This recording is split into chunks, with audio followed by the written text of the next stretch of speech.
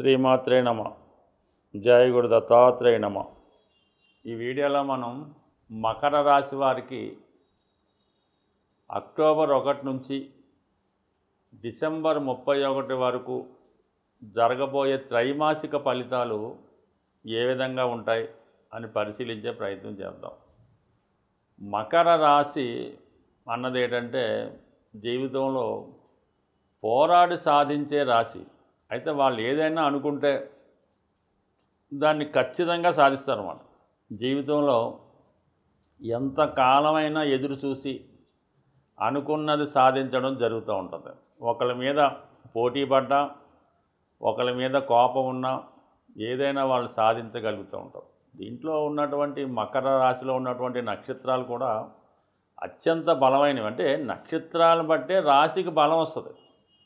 ఇందులో ఉన్నటువంటి నక్షత్రాలు ఉత్తరాషాఢ అంటే చాలా బలమైనదన్నమాట. ఆ నక్షత్రంలో జన్మించిన వాళ్ళకి వాళ్ళతో ఎవరూ పోరాడి గెలవలేరు. అసలు ఓటం అన్నది ఆ నక్షత్రానికి ఉండదన్నమాట.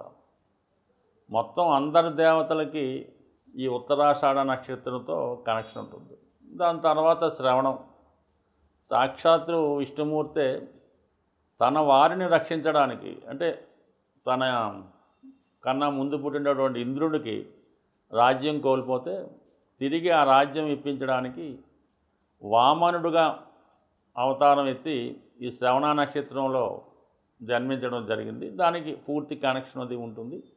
తర్వాత విష్ణుమూర్తి గారు కూడా, అదే వెంకటేశ్వర స్వామి కూడా అదే నక్షత్రంలో జన్మించి ఈ రోజుకి కూడా తన బాధ్యత నెరవేరుస్తూ ఉంటాడు, అప్పు తీర్చే బాధ్యతలో. అంటే సో ఏదైనా బలం ఆ విధంగా ఉందని చెప్పడానికి నడుస్తూ ఉంటుంది. ఇంకా ధనిష్ట, ధన సంపాదనే ధ్యేయంగా జీవితాంతం పోరాడుతూ ఉన్నటువంటి నక్షత్రం ధనిష్ట. ఈ విధంగా ఈ నక్షత్రంలో ఈ నక్షత్రాలన్నీ కూడా ఈ మకర రాశిలో ఉండడం వల్ల ఈ మకర రాశి అన్నది ఈ గజేంద్ర మోక్షం, గజేంద్రుడికి మోక్షం కలగడానికి ఆ గజేంద్రుడు మొసలితో పోరాటం జరుగుతూ ఉంటుంది. అంటే మామూలుగా ఎమ్మటనే నీటిలో దిగితే మొసలు పట్టుకుంది, విష్ణుమూర్తి చక్రం ఇచ్చాడు కాకుండా ఒక 10,000 సంవత్సరాల పాటు అతను ఆ మొసలితో పోరాడవలసి వచ్చింది. గజేంద్రుడు 10,000 సంవత్సరాలు పోరాడి చివరికి అతనికి, అంటే గజేంద్రుడికి సాధ్యం కాకపోవడంతో అప్పుడు స్వామిని విష్ణుమూర్తిని వేడుకుంటే అప్పుడు విష్ణుమూర్తి వచ్చి ఆ మొసల్ని సంహరించి గజేంద్రుడిని రక్షించడం జరుగుతూ ఉంటుంది. అంటే అంత దీర్ఘకాలం పోరాడవలసి వచ్చిందన్నమాట. సో ఈ విధంగా ఈ మకర రాశి వారు కూడా అంత కష్టపడి జీవితంలో వాళ్ళు అనుకున్నది సాధిస్తారు. కేవలం వాళ్ళ జీవితం అంతా నాకు తెలిసి కుటుంబం కోసమే.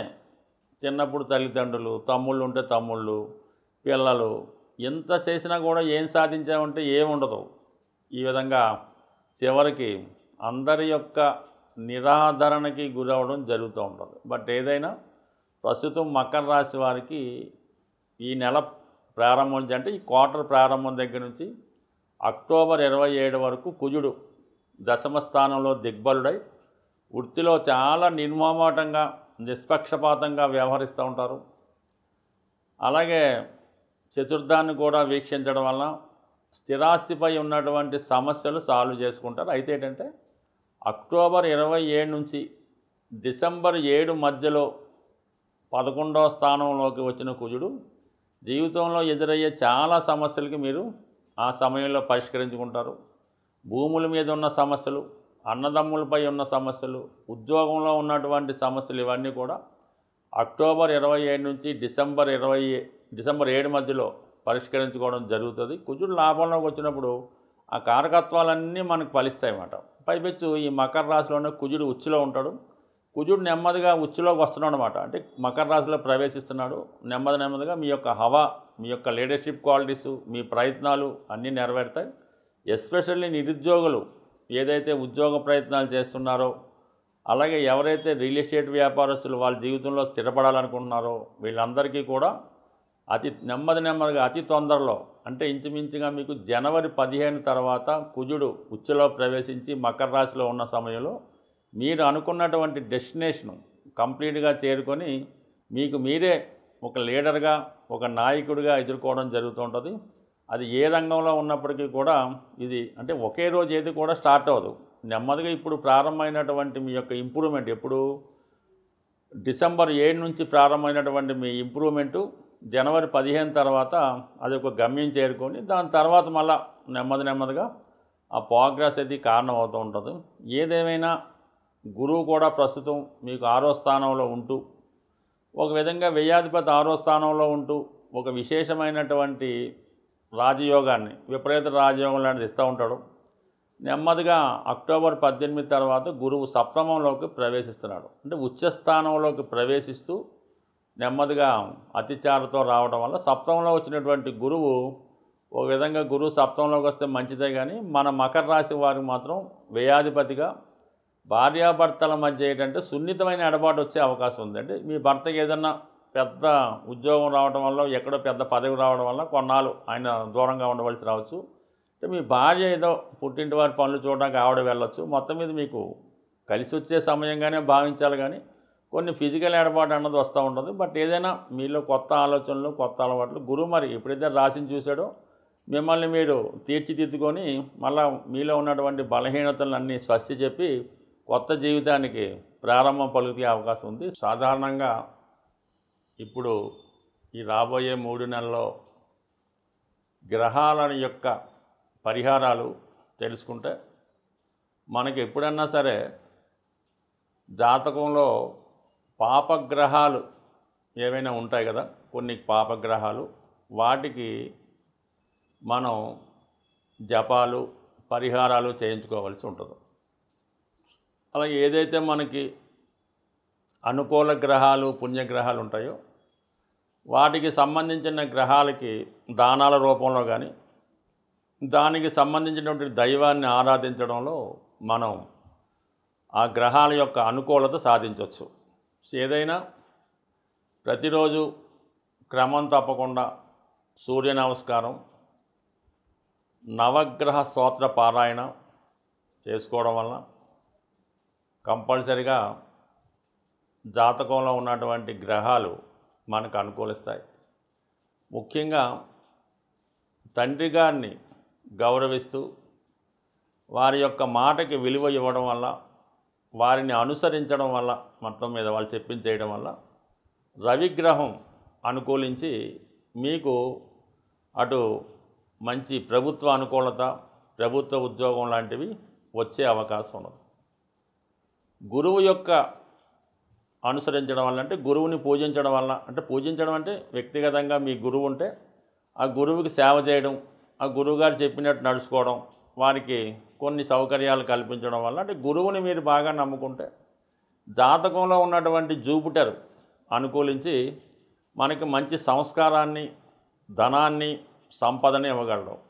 అంటే గురువు ధనకారకుడు, విద్య ద్వారా ధనం సంపాదించుకోవడం వల్ల, అంటే ఇక్కడ ఎక్కడో మనం దేవుణ్ణి పూజించక్కర్లేదు, ఎదురుగుండా ఉన్న వాళ్ళని పూజిస్తేనే ఈ విధంగా గురువుని పూజించడం వల్ల జాతకంలో ఉన్న సకల దోషాలు సాల్వ్ అవుతాయి. ఇంకా మదరు తల్లిని సేవించడం వల్ల, తల్లిగారిని గౌరవించడం వల్ల, వారి ఇబ్బందుల్లో ఉంటే వారిని కొద్దిగా జీవనోపాధి కల్పించడం వల్ల మీకు జాతకంలో ఉన్నటువంటి చంద్రుడు యాక్టివేట్ అయి మీకు గృహ సౌఖ్యాన్ని కలిగించడం జరుగుతుంది. మనశ్శాంతిని కలిగిస్తాడు, ప్రశాంతంగా నిద్రపోగలుగుతారు. అంటే మీ యొక్క తల్లిగారిని మీరు సేవించడం వల్ల. ఇక శుక్రుడు అంటే మీ జీవితంలో మీ భార్యని గౌరవించడం వల్ల, వారిని మర్యాదగా చూడటం వల్ల, లేదంటే మీ పెద్ద కుమార్తె, మీ ఆడపిల్లల్ని, మీకు పుట్టినటువంటి ఆడపిల్లల్ని గౌరవంగా చూడటం వల్ల వాళ్ళకి సదుపాయాలు కల్పించడం, మీ సిస్టర్స్ వీళ్ళంతా కూడా శుక్రుని యొక్క కారకత్వాలు, వాళ్ళకి గౌరవప్రదంగా చూస్తూ వాళ్ళకి ఇవ్వవలసిన కానుకలు కానీ సాంప్రదాయంగా ఇవ్వాల్సింది కానీ ఇవ్వడం, సాధారణంగా స్త్రీధనం తీసుకోవడం కానీ, స్త్రీలకు ఇవ్వాల్సినటువంటి వాటా మన సాంప్రదాయ ప్రకారం గతంలో కేవలం మగపిల్లలకే వాటా ఉండేది, స్త్రీలకు ఏదో ఇచ్చి పంపిస్తుంటారు. కానీ ఇప్పుడు సమాజం ప్రకారం వాళ్ళకి ఏమైనా వాటా ఇవ్వాల్సి ఉంటే ఖచ్చితంగా మీరు వాళ్ళకి ఇవ్వాల్సింది వాళ్ళకి ఇచ్చేసేయండి. భగవంతుడు మీకు ఇవ్వాల్సింది మీకు ఇవ్వడం జరుగుతూ ఉంటుంది. ముఖ్యంగా స్త్రీధనం మీరు ఉపయోగించుకున్నా, దాన్ని మీరు సొంతం చేసుకున్నా కంపల్సరీగా ఇబ్బందులు ఎదురుతూ ఉంటాయి.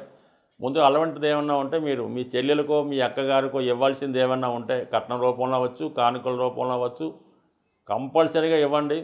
మీకు శుక్రుడు అనుకూలించి విశేషమైనటువంటి ఐశ్వర్యాన్ని ఇవ్వడం జరుగుతూ ఉంటుంది. అలాగే కుజుడు సహకరించాలంటే మీ తోడబుట్టిన వాళ్ళు అంటే మీ తమ్ముడిని చదివించడమో, వాడిని మంచి మార్గంలో పెట్టడమో, వాడు ఏమైనా ఇబ్బందుల్లో ఉంటే వాడిని సరైన మార్గంలో పెట్టడం వల్ల కుజుడు యాక్టివేట్ అవ్వడం వల్ల మీకు భూములు స్థిరాస్తులు కలిసి వస్తాయి, మానసిక ధైర్యం కలుగుతుంది, మంచి సంతానం కలిగే అవకాశం అది ఉంటుంది. సో అలాగే మరి బుధుడు మరి మీ యొక్క చిన్న చెల్లెలు కానీ అలాగే మీ చిన్న కుమార్తె కానీ దానికి బుధుడు కారకత్వం వహిస్తూ ఉంటారు.